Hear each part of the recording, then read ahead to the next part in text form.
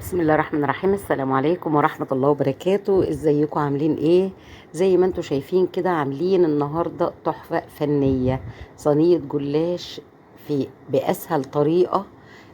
كمان حلوة قوي، حشوتها مختلفة، طريقتها مختلفة وسهلة. ولو عندك لفة جلاش بايتة او مثلا لازقة ببعضها او مش بتتفرد، دي الطريقة ديت هتبقى حلوة جدا. جبت بصلتين كده وخرطتهم زي ما انتوا شايفين، الخرط باينة كده، يعني تقدري تخرطيهم على ايدك او تبشريهم بالمبشرة عادي. وحطيت زيت على سمنة، وبدأت اشوح البصل، فلفل الوان بقى اللي كان عندي اصفر واخضر بس عملته. هتبل بقى بصل، البصل معاه الملح والفلفل وبهارات فراخ وبابريكا، الفلفل الاسمر طبعا. وعندي بقى صدرين فراخ كده مفرومين، صدر يعني صدر فرخة واحد، فرمته فرمة كويسة. تقدري تعمليها بالوراك عادي، تقدري تعمليها بحشوة الجبن، تقدري تعمليها باللحمة المفرومة، تحفة جدا. التشريبة دي بتخليها بقى هايلة وبتروح في حتة تانية خالص. بيضتين عليهم شوية فلفل، وكمان كوباية من الحليب، معلقتين من الدقيق، ونص معلقة من النشا. وهقلب كل المكونات الحلوة دي مع بعضها وتتضرب كويس كده بالمضرب اليدوي عادي خالص. ادي نص معلقة النشا اهي.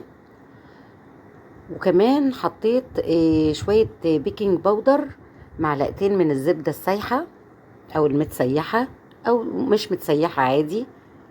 هتضربي بقى كل المكونات الحلوة دي مع بعضها، وممكن نحط كمان على التشريبة شوية زيت. وهتجيبي بقى لفتين الجلاش او لفة الجلاش، انا عاملة صينية كبيرة جدا فعشان كده خدت لفة تحت ولفة فوق.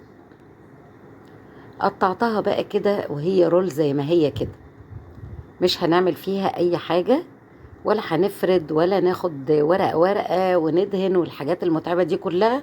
الصينية دي يا جماعة بتتعمل في وقت قصير جدا، على ما الحشوة اللي انت عاملاها تستوي بتكوني قطعتي الحاجات دي كلها، يعني كلها على بعضها كده ما تاخدش وقت خالص. كمان لو عندك بواقي جلاش وما انتش عارفه تستخدميها في ايه وبتنشف طبعا لما بنطلعها من اللفه بتاعتها، تقدري تعمليها بنفس الطريقه دي. دهنت الصينيه بقى دهنه كويسه كده من السمنه البلدي، وترشي بقى الايه الطبقه الاولى. تبداي تحطي الحشوه الجميله بتاعتك يا جماعه، الجلاش بالفراخ في حته تانية خالص، تحفه. وحل سريع، مش لازم يكون لحمة مفرومة، يعني حل سريع وحل متاح لو عندك صدور فراخ مثلا او اي حاجة. ممكن تعمليها بالوراك مفيش مشاكل.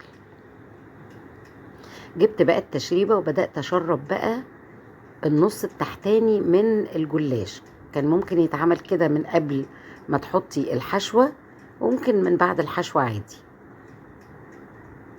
عندك بقى جبنة موتزاريلا تحطيها في النص، عندك جبنة رومي تحطيها في النص، عندك جبنة شيدر، اي حاجة.